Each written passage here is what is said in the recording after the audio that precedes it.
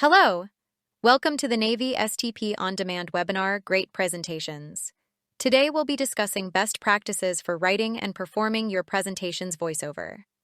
For more information on the technical aspects of recording your voiceover, please refer to your Navy STP business consultant when you receive PAO approval for your slides. First, take a moment to give yourself some credit. You're in Phase 2 of a small business innovation research project where you've developed a world-class technology for the Department of Defense. That in itself is worth a moment of satisfaction for a job well done. Now we just have to get someone to buy it. For that, we've helped you work your way through the Navy PAO process to get Distro A, or Unlimited Distribution, approved marketing materials. Now what? This is what we're going to talk about in the following slides, in particular, how we can amplify your approved presentation with additional vocal material, all in the name of marketing your product. Your abstract and quad chart don't need any further clarification. They were designed to be visual hooks to help your potential customers understand the product better. However, your presentation is a bit different, and it needs something else to fully become a marketing product. Think ahead to your Navy STP Showcase event. You've read through your market research report, contacted the points of contact, and invited them to meet you in person at the event. These face-to-face meetings are essential, but not everyone will be able to attend. How can we recreate the magic of a face-to-face meeting for these stakeholders? Additionally, your talk will be placed in our Navy STP Virtual Transition Marketplace, or VTM, for future customers to see on demand. We need to develop an audio presentation to go along with the approved visual information that will transform your presentation into a marketing machine that generates meetings, a site visit, non-disclosure agreements, maybe even as far as negotiating a contract. This is the one restriction we're placing on you. You only have your approved presentation slides and now have the opportunity to provide an audio presentation to go along with them. Now is the time to think like a marketer. Congratulations! I've just gone ahead and promoted you to Chief Marketing Officer of your project. Your job is to advance your company's brand, their capabilities, and start building relationships with various programs and firms. You need a presentation so good that they can't wait to contact you. So, CMO, here's your Marketing 101 training. Marketing is not about the technical details. It's a performance art. If you bore your audience with your presentation, you fail. If you confuse your audience with too many technical details, you fail. So how do you successfully market your product? First, tell a story. Second, practice your pitch. Third, get to know your audience. And finally, watch and learn from others. Storytelling for marketing isn't just about telling a story. It's a strategy to help build the relationship between you and the audience.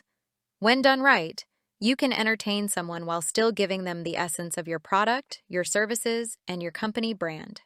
Like any strategy, storytelling for marketing has some guidelines and characteristics. Importantly, you want to recognize the audience. We'll talk more about that in a bit. You're already sharing some technical details with the brief, but marketing isn't about the technical details. That's for later meetings. Marketing is about generating feelings in your audience that spur them to action. Use your voiceover to show why you care about the technology. What excites you about your product or your company? Why are you interested in helping the warfighter? While you're doing this, seek to convey the philosophy of your company. Clearly, they saw merit in the SBIR program.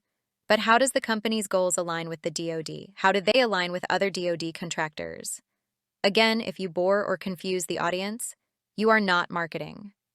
Seek to tell a simple story with a clear message, one that any audience member can understand and care about. Simply put, if the audience gave you a blank check to buy your technology, what are they getting? Audiences start to care when you stop being informational and start being transformational. What do I mean by that? Imagine you're making a pitch to raise funds for a project or startup. At the end of your presentation, the audience knows exactly everything they need to know about your project, but they don't fund you. Did you succeed? No. Now imagine the same pitch, but at the end, the audience does provide funds because they believe that your project will succeed in solving their particular problem, and they feel confident and trusting in your ability to provide that solution. All of this is not information, it's transformation. You've transformed a bystander who was just watching your brief into someone who wants to take action. Creating that call to action and literally calling it out to your audience is your final goal in storytelling. Create a story that leads to this final pitch and tell them what to do next. I can't emphasize this enough. Practice, practice, practice.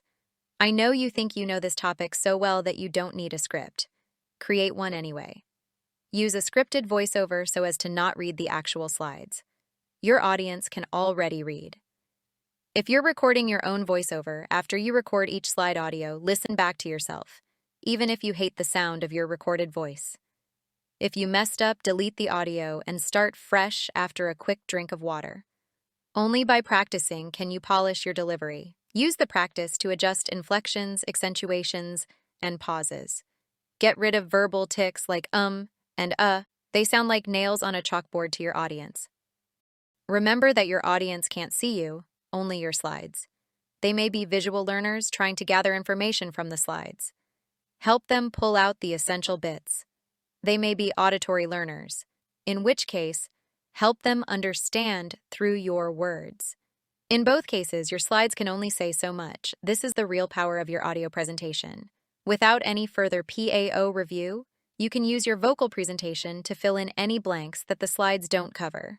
Reminder, the basics of security still apply. No sensitive or proprietary information in your voiceover. Sensitive information may include the names and contact information of your government collaborators.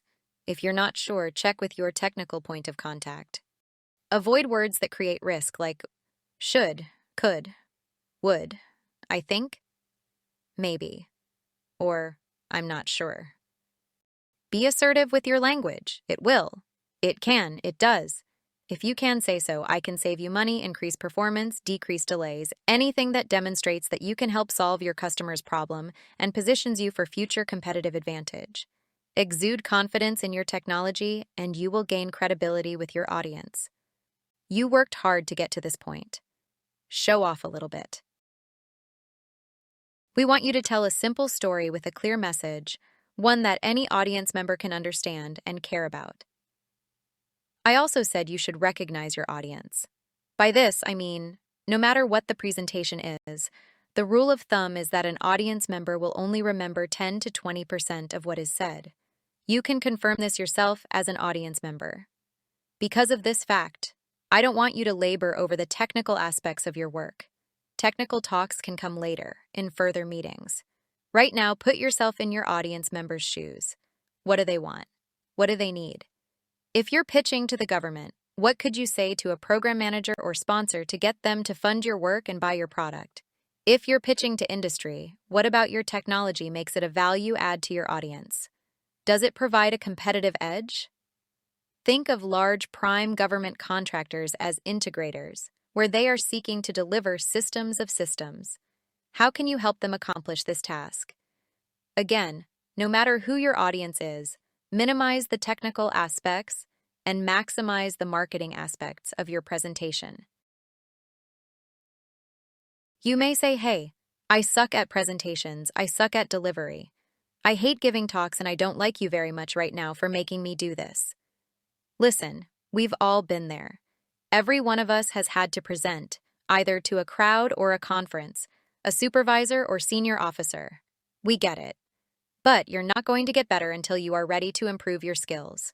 How does anyone learn and improve on any skill? We watch, observe, learn, and mimic people who are good at those things. Where can you go to find these people? I'll give you a few suggestions. If you prefer to learn from colleagues, go to the Virtual Transition Marketplace, or VTM. Find a similar technology and listen to their talk. I will warn you, some of your colleagues have taken our advice, and some have not. So you'll be able to find both good and bad examples of SBIR product presentations.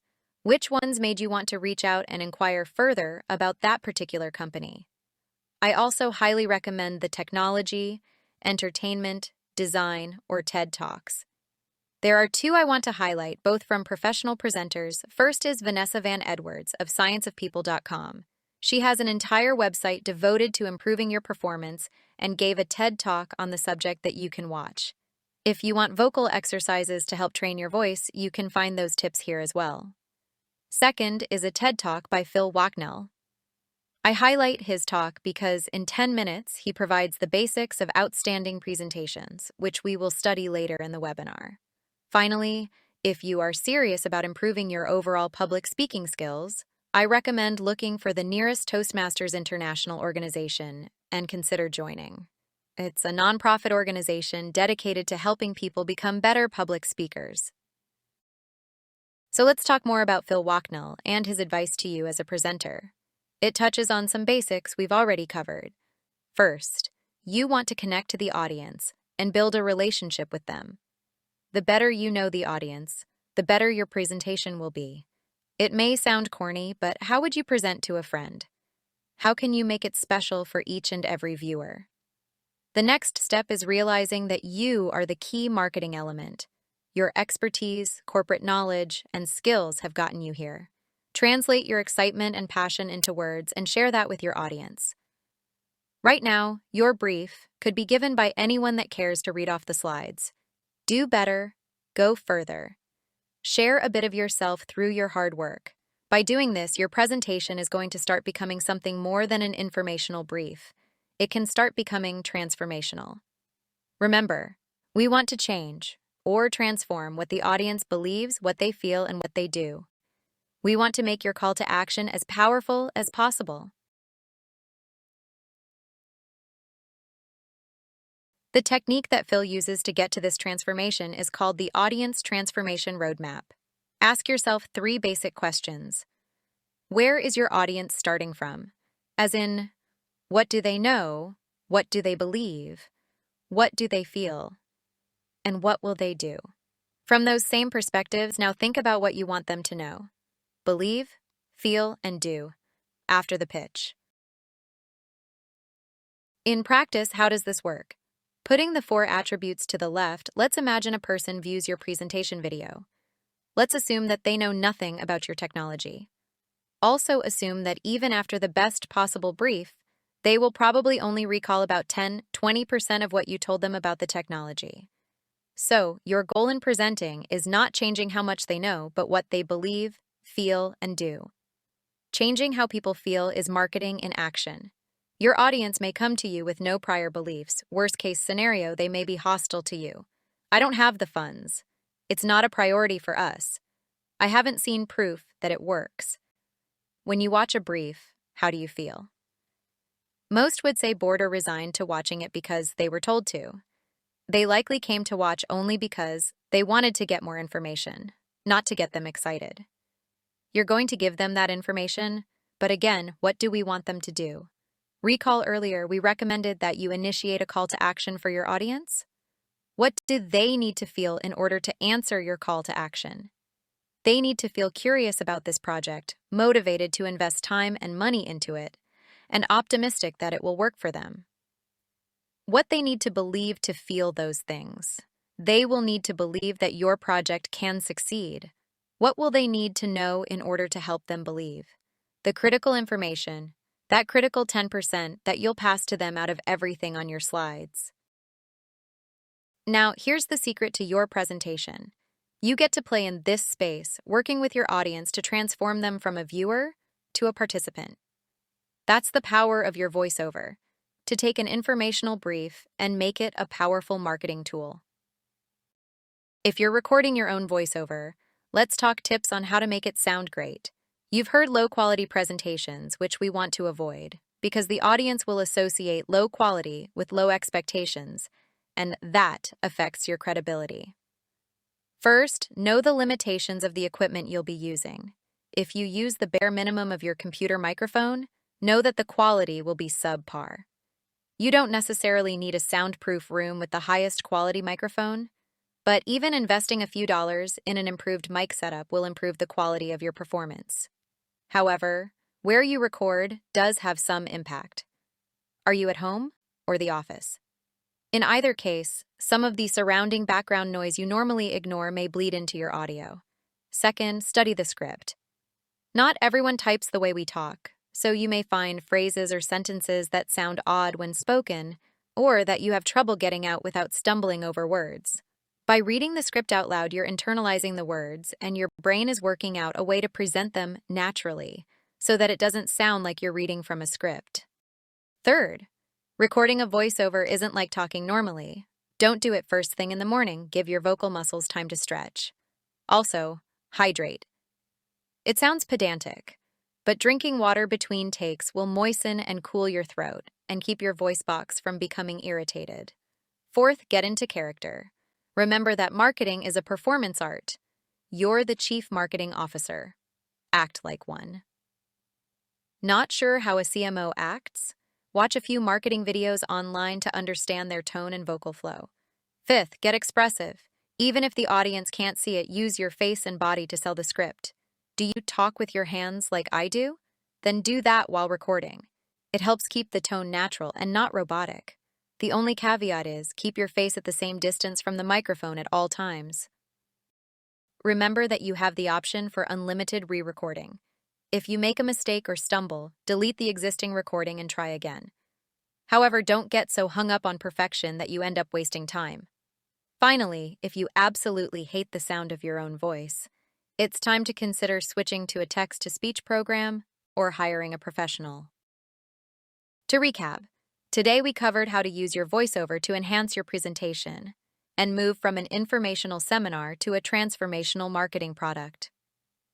Remember to tell the story of your company and your product while looking through the eyes of your audience to see what they need to hear. Practice, practice, practice, and always use a script. Finally, there are excellent presentations to watch and learn from. We've provided links to one TED Talk in particular that provides excellent tips for reaching your audience and developing a call to action. As always, if you have any questions about the process, please reach out to your business consultant for support. Good luck, and we look forward to hearing you market your product.